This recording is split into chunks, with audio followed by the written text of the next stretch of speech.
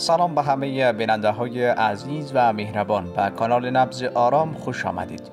جایی که صحتتان برای ما اولویت اول است.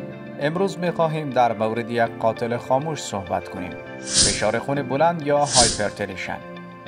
اکثریت مردم فکر می‌کنند اگر سرگیجه یا درد سینه نداشته باشند، فشار خونشان نرمال است. ولی حقیقت این است که فشار خون بلند سالها می‌تواند در بدن فعال باشد بدون هیچ علامت واضح. و همین خاطر ما به آن میگوییم قاتل خاموش. در این ویدیو 5 علامت خاموش فشار خون بلند را با شما شریک می‌سازم که اکثر مردم آن را نادیده می‌گیرند. پس ویدیو را تا آخر تماشا کنید.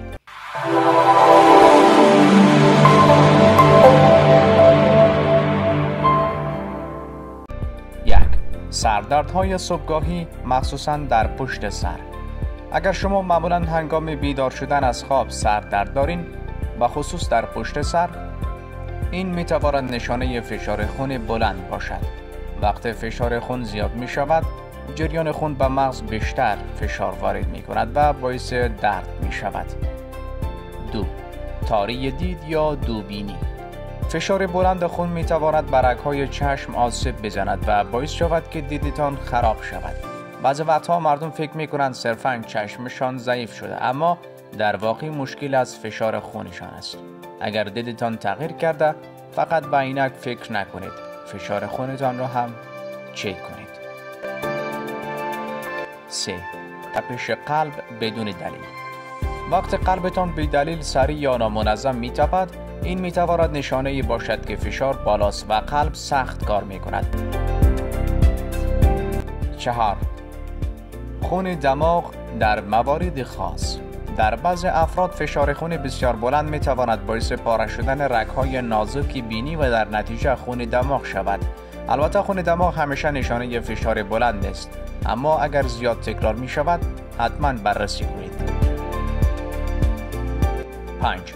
خستگی و تنبلی بدون دلیل.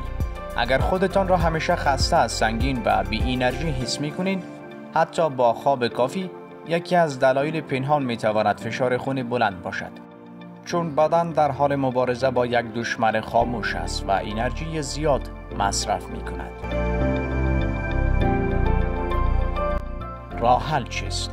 فشار خونتان را هر ماه اندازه بگیرید، مخصوصا اگر بالاتر از 30 سال عمر دارید.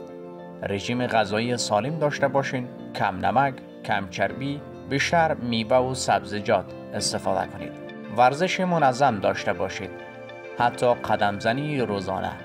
استرستان را مدیریت کنید، نماز، دعا، تنفس عمیق و گفتگو با دوستان داشته باشید. اگر دکتر برایتان دوا داده، با دقت و به وقت استفاده کنید. دوستان عزیز، فشار خون بلند اگر زود تشخیص داده شود قابل کنترل است، ولی اگر نادیده گرفته شود می تواند باعث سکته قلبی، سکته مغزی و حتی مرگ ناگهانی شود.